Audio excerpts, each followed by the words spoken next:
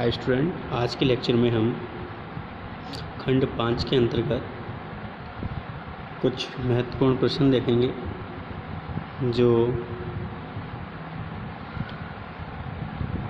जिसे पहला है आपका जीवन के सभी 4 स्तरों पर रहने वाले मूल्य के निहितार्थ क्या हैं के बारे में बताएं। तो मूल्य आधारित जीवन के निहितार्थों का अध्ययन निम्नलिखित शब्दों में किया जा सकता है। पहला है व्यक्ति के स्तर पर, दूसरा परिवार के स्तर पर और तीसरा समाज के स्तर पर, चौथा प्रकृति के स्तर पर। तो व्यक्तिगत स्तर पर सुख और समृद्धि की ओर संक्रमण होगा।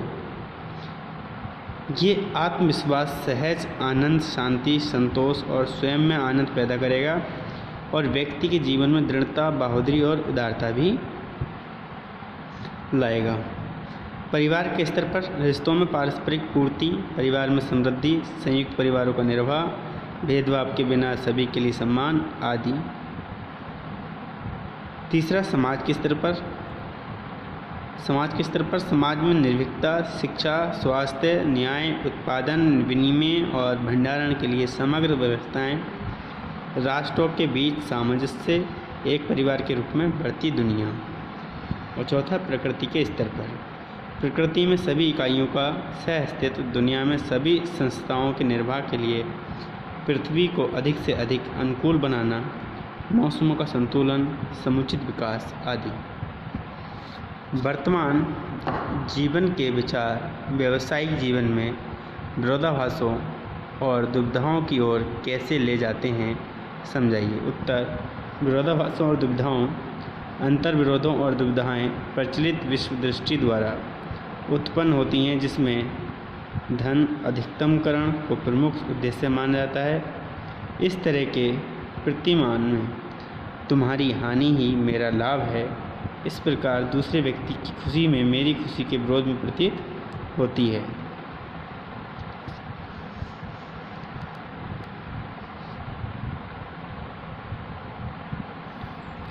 यानी कि व्यक्ति दूसरे की खुशी से अप्रसन्न हो जाता है। उस स्थिति में अन्य लोगों को संपन्नता हासिल करने के लिए एक का शोषण करना पड़ता है और स्थायी तरीके से पारस्परिक पूर्ति की कोई संभावना नहीं होती। उसी तरह प्रकृति का शोषण भी स्वीकार्य हो जाता है, क्योंकि ये एक व्यक्ति को आसानी से धन संचय करने में मदद करता है और इसकी कोई सीमा नहीं है।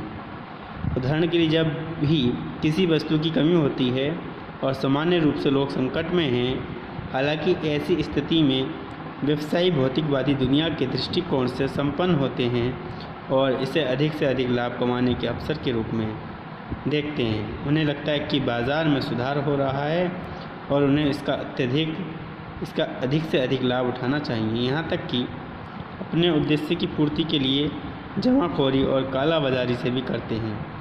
इस प्रकार ऐसे व्यवसायियों और उपभोक्ताओं के लिए सीधे संघर्ष में आते हैं, जबकि वास्तव में उनसे परस्पर पूरक होने की उम्मीद की जाती है। इसी तरह मुनाफा बढ़ाने के लिए अनैतिक प्रथाओं जैसे कि मिलावट और नकली उत्पादन आदि को भी अपनाया जाता है, जो कि सार्वजनिक स्वास्थ्य और सुरक्षा को बहुत खतरे में डालते हैं। ऐसी स्थिति में किसी के लाभ को कितना महत्व दिया जाना चाहिए और कितना कल्याणकारी होना चाहिए, इसकी दुविधा हमेशा बनी रहती है। क्वेश्चन नंबर 9 है, नेक्स्ट इम्पोर्टेंट क्वेश्चन आप बोल सकते हैं इसको। समग्र तकनीकी से आप क्या समझते हैं, संक्षेप में वर्णन करें।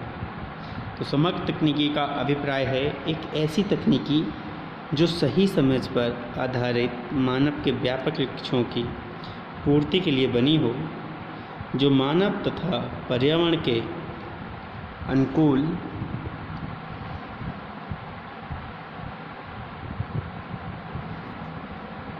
वर्तमान परिदृश्य में मनुष्य के बढ़ते हुए लालच के कारण उत्पन्न विरोध तथा अवसाद के परिणाम स्वरूप प्रकृति में जो नुकसान हुआ है, उसकी भरपाई कठिन है, परंतु समग्र तकनीकी किसी हद तक हमें इस नुकसान की ओर अधिक होने से बचा सकती है।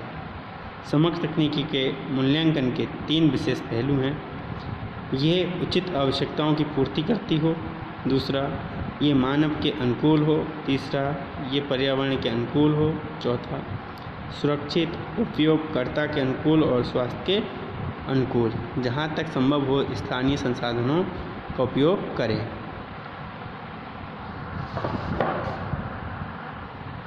छठा, नवीकरणीय ऊर्जा संसाधनों उपयोग को बढ़ावा देना।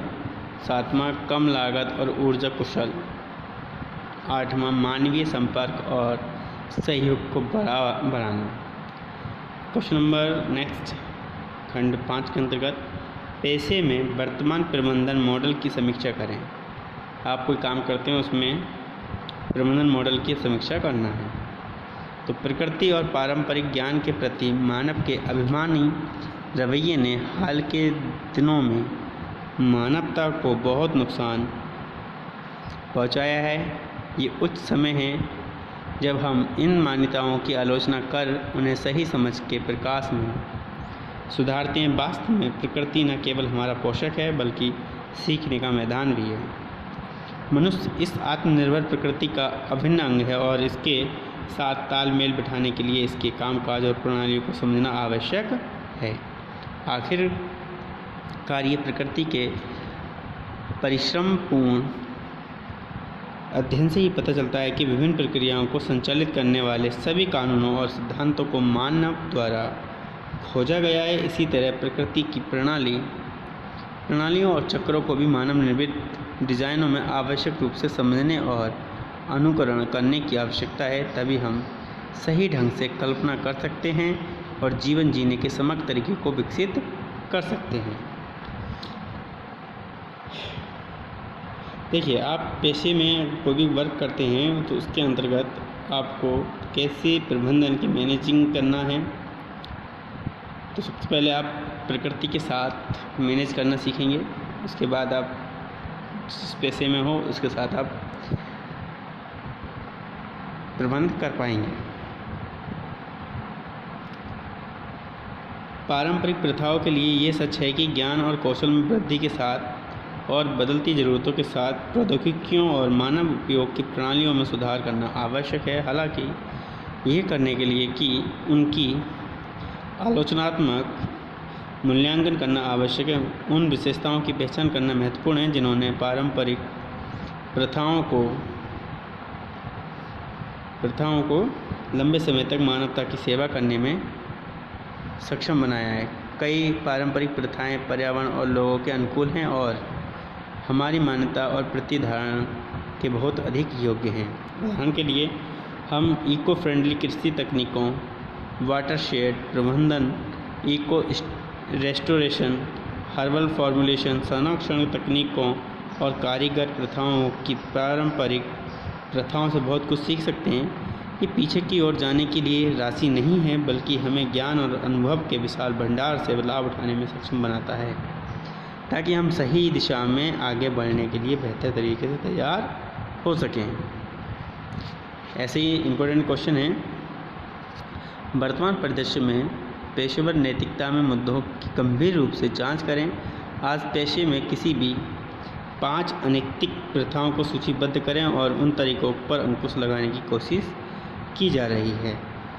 तो अनैतिक अभ्यास तेज़ी से बढ़ रहे हैं और इनका प्रभाव भी दूरगामी हो रहा है। विविध अभिव्यक्तियों में भ्रष्टाचार एक वायरस की तरह सभी व्यवसायों को पीड़ित कर रहा है।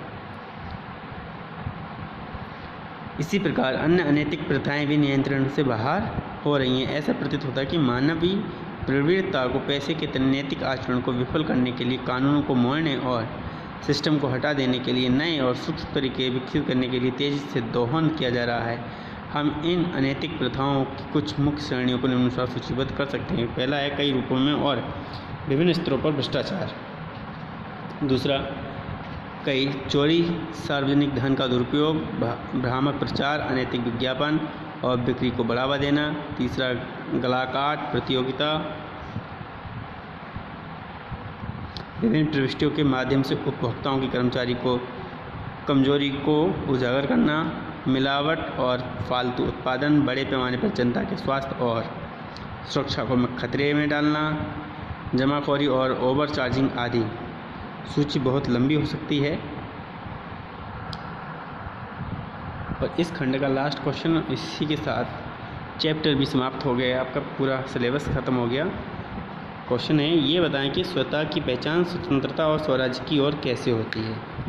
तो जब हम अपने स्वत्व की खोज करते हैं और सत्यापन की प्रक्रिया में हैं और उसी के अनुसार जीवन व्यतीत करते हैं, तो हम देख सकते हैं कि हमने अपने जीवन के विभिन्न स्तरों पर हमारे स्वत्व, हमारी प्राकृतिक स्वीकृति की खोज कैसे की है और हमारे बीच शुरू हुई क्रियाओं ने हमें हमारी पूर्व धारणाओं, हमारी दुविधाओं, अंतर्विरोधी और मजबूरियों से छुटकारा पाने में मदद की है। हमारे स्वत्व का पता लगाने के बाद हम तदनुसार रहते हैं और इस तरह से हम स्वतंत्र हो जाते हैं। जितना अधिक हम इस स्वसंगठित स्थिति को प्राप्त करते हैं, हम दूसरों के साथ सद्भाव में रहने में सक्षम होते हैं और साथ ही इस स्थिति को प्राप्त करने में दूसरों की मदद करने में सक्षम होते हैं। इससे हमारी भागीदारी स्वराज में होती है। ये एक प्राकृतिक प्रक्रिया है, ये बिना किसी बाहरी बल के अपने आप ही आगे बढ़ता है। ये यहाँ से हमें एक महत्वपूर्ण संदेश मिलता है कि समाज में व्यवस्था सुनिश्चित करने की दिशा में प्रयास संभव है और अपने आप में क्रम सुनिश्चित करने के द्वारा इसे निरंतर किया जा सकता है। ये सही समझ का एक महत्वपूर्ण निहितार्थ है जब हम राष्ट्र और दुनिया के लिए नीतियाँ बनाते हैं। तो इस प्रकार से आपका यूनिवर्सल ह्यूमन वैल्यूज़ के सिलेबस पूरा ख़त्म हो गया। Thank you. जय हिंद।